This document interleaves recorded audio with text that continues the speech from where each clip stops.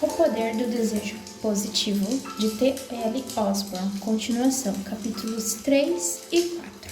Capítulo 3. Floresça com as ideias de Deus. Suerguido pelo poder do desejo positivo, você descobre a força sustentadora que motiva através dos ventos e das tempestades, das noites escuras e das aflições amargas, dos tempos difíceis e das subidas pesadas, do cinismo e do ostracismo, até que você, como a pessoa na parábola de Cristo, encontre uma pérola grande de valor. Mateus 13, 46. As velhas ideias da mediocridade mesquinha respeita as ideias ousadas, da generosidade mais sábia. Quando você olhar para trás e depois de obter esses conhecimentos, você reconhecerá que você recusou o guisado mofado e fez transfusão de um eu renovado. Você ficará atônito diante das mudanças na sua vida quando sua atitude florescer com as ideias de Deus. Ele não mais será bloqueado pelos conceitos medievais. Você ficará muito contente por ter admirado, por ter adquirido aquilo que você desejava. Você dirá sorrindo: não me encaixe uma fenda, nem caio desmaiado. Optarei pelo melhor, uma nova sorte e colheita. Novos horizontes. Você florescerá nessa nova fronteira, ao acolher novas ideias que o impelirão para novos horizontes. Recuse o refrão do status quo. Escolha âmbito de pró-fé. O Senhor disse a uma mulher a quem todos queriam liquidar: nem eu te condeno. João 8:11, parte B do versículo. Ele disse: porque Deus enviou seu Filho ao mundo, não para que o condenasse o mundo, mas para que o mundo fosse salvo por ele. João 3:17. Ele está dizendo a você agora: apesar do passado, ainda creio em você. Coragem, você não é um lixo. Vim habitar em você. Deus sempre acredita nas pessoas e comprova esse fato pela disposição de confiar nelas e realizar os planos dele. Jesus disse: o que vem a mim de maneira nenhuma eu lançarei fora. João 6,37. E para encorajar as pessoas a estender a mão para ele, procurando suas bênçãos na vida, ele disse: bem-aventurado os que têm fome e sede de justiça, porque eles serão fartos. Mateus 5:6. O que você deseja? Riqueza, honra, amor, sucesso, reconhecimento. A maioria das pessoas não sabe o que quer. Ficam tão ocupadas com a luta pela existência que não podem localizar com persistência. Pelo contrário, soerguem uma marcha lenta, pomposa ou arrastam-se pelo sulco, porque estão com enfado e na mesma rotina, nada de goleado, pois não tem sonho. Capítulo 4. Alimente seu cérebro e semeie para ganhar. Novos pensamentos da abundância de Deus e da sua bondade encherão sua mente, estimularão seu desejo e orientarão a sua subida. Inspirarão você a alturas. Desejar é escolher. Qual rota você seguirá? Escolha qual você fará, qual tabu abalará, qual refreio romperá, qual desejo reclamará, qual sonho realizará. Daisy e eu vivemos para inspirar as pessoas o poder positivo do desejo do melhor que Deus possui. Procuramos ideias sementais que serão suficientemente originais para captar a atenção por tempo suficiente a fim de plantá-las nas mentes e no espírito das pessoas. Enquanto eu contemplava os milagres que podem ser experimentados por aqui, que são receptivos às boas sementes, ou às decepções enfrentadas por aqueles que as rejeitam, uma linha espirituosa aparece na minha mente. Acredito que Deus usa um pouco de bom humor para injetar em nós renovada vitalidade. E por isso, repito as palavras por mais singelas que sejam. Se você deixar seu cérebro seco, como um osso, acabará com seus proveitos. Mas, se satisfazer o seu cérebro, aumentará seus proveitos. Ao dar significado ao seu cérebro, dignificará seus ganhos. No entanto, ao anulá-lo, modificará seus ganhos. O que você especificar ao seu cérebro será testificado nos seus proveitos. Contudo, se você fritar o seu cérebro com pensamentos ruins, amarrará ao mínimo dos proveitos.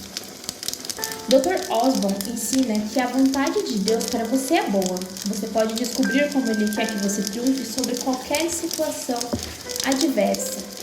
Parte 1. Inquirir. Não tenha medo de tomar posição firme, exclamando: eu quero isso e vou obtê-lo. É minha legítima herança e eu exijo. Se não inquirimos a respeito das bênçãos da vida e das suas leis, nunca as descobriremos. Examine o sonho de Deus. Qual foi sua ideia para as pessoas às quais criou essa semelhança?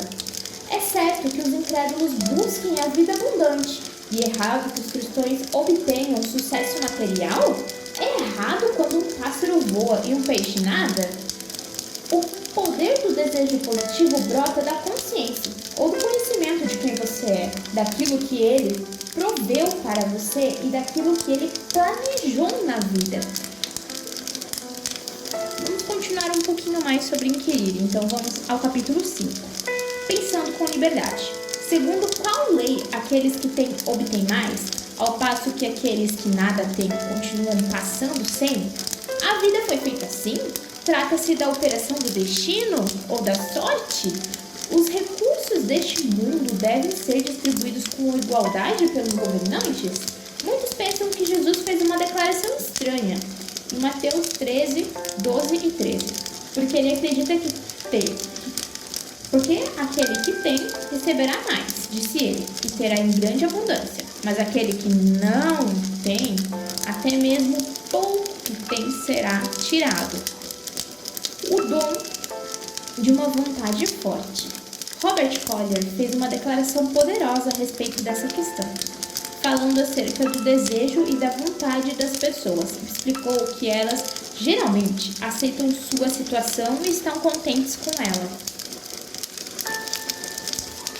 Acrescentou, porém, a natureza não é assim. Ele diz que todos nós recebemos a capacidade do forte desejo e o dom de uma vontade que nos impulsione a obter aquilo que realmente almejamos na vida. Ele ressaltou então, a respeito da lei da natureza ou do sistema de Deus, quando os muitos usam a lei, os poucos cessarão de saber de ser possuidores exclusivos das coisas boas da vida. Por isso, não tenha medo de tomar uma posição corajosa, exclamando: eu quero isso e vou consegui-lo. É minha legítima herança e eu exijo. Devemos conceder-nos licença para desejar coisas melhores na vida? Quantas coisas, o que, por quê? E se for assim, quando desejamos se transforma em concupiscências, inveja, gula ou cobiça? Um grande cavaleiro cristão, F.F. Balrog, disse há muitos anos: sempre deseje o que Deus deseja e o deseje pela mesma razão porque Ele, Deus, o deseja. Então seu Espírito Santo cooperará com você para conseguir aquilo que almeja. Então comece a viver. Quando conhecemos que somos cristãos, criação de Deus, e permitimos que Ele viva em nós conforme Ele originalmente sonhava, os nossos desejos se tornam os desejos de Deus, expressados em nós, através de nós. Para compartilharmos os desejos de Deus, devemos primeiramente inquirir e descobrir o que Ele quer. Oséias disse em Oséias 4, versículo 6, o meu povo foi destruído porque lhe faltou conhecimento. Salomão disse em Provérbios capítulo 9, versículo 6, deixem para trás seus amigos loucos e irresponsáveis, e assim vocês viverão de verdade. Quero dar bom senso aos tolos. Os meus conselhos são valiosos e muito importantes. Quem procura a sabedoria procura sempre e a encontra. Eu possuo riquezas, honra e justiça sem fim para distribuir aos homens. Isso consta em Provérbios capítulo 8, versículo 5, 6, 17 e 18. A ideia de Deus para nós é que nós usemos os ouvidos para escutar suas leis a respeito do sucesso. Utilizemos os olhos para observar aquilo que funciona e aprendemos os segredos das realizações disponíveis a todos. Não se curve diante do azar, decida contar. Os mendigos hindus entoam lamentações dia após dia no esgoto, ao lado da estrada ou na entrada do mercado até morrerem. Creem no destino fatal dos deuses em que acreditam, supondo que nasceram para mendigar.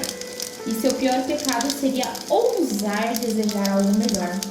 Acovardam-se, rastejam, choram e morrem no vazio, na vergonha e na inutilidade, no meio de um mundo de abundância que os cerca. Ser humano algum nasceu para a mediocridade, improdutividade, pobreza ou vergonha. No entanto, devemos querer. É preciso olhar, procurar, observar, aprender e descobrir. Jesus disse em Mateus 7,7: Pedi, buscai, batei e abri-se-vos-á. Se nada inquirimos a respeito das bênçãos da vida e suas leis, nunca a descobriremos, nunca receberemos. Jesus afirmou que a razão pela qual aqueles que não possuem algo temem até mesmo aquilo que não têm é porque ouvem, mas não entendem. Eles olham, mas não veem. Em Mateus 13,14. Para entendermos a vida abundante e as leis de Deus mediante as quais adquirimos nossa mente, não deve estar entupida por intolerância e preconceitos religiosos, nem manipulados por reservas parisiáticas e intimidações piegas. Uma vida longa e feliz. Devemos estar dispostos a pensar livremente. Salomão apelava às pessoas: aprenda a ser sábio, aprenda a fazer a diferença entre o certo e o errado. E acrescentou em Provérbios 4, versículo 5: e nunca se esqueça do que eu lhe ensinei. Ele disse também: terá uma vida feliz, a sabedoria o cobrirá de honras, dará a você uma valiosa coroa, você terá uma vida longa e feliz, dará sentido e razão ao seu viver. Provérbios 4,4 e versículo 13 também. É uma oferta formidável e atraente, não é? Uma vida longa e feliz, honras, uma valiosa coroa, uma vida feliz, a vida com sentido e razão, ou viver verdadeiro. Você, caro ouvinte, caro leitor, ousa desejar essas coisas? Você nasceu para existir sem essas bênçãos? As probabilidades estão amontoadas contra você? O destino cego determina suas condições na vida? Como suas crenças estão?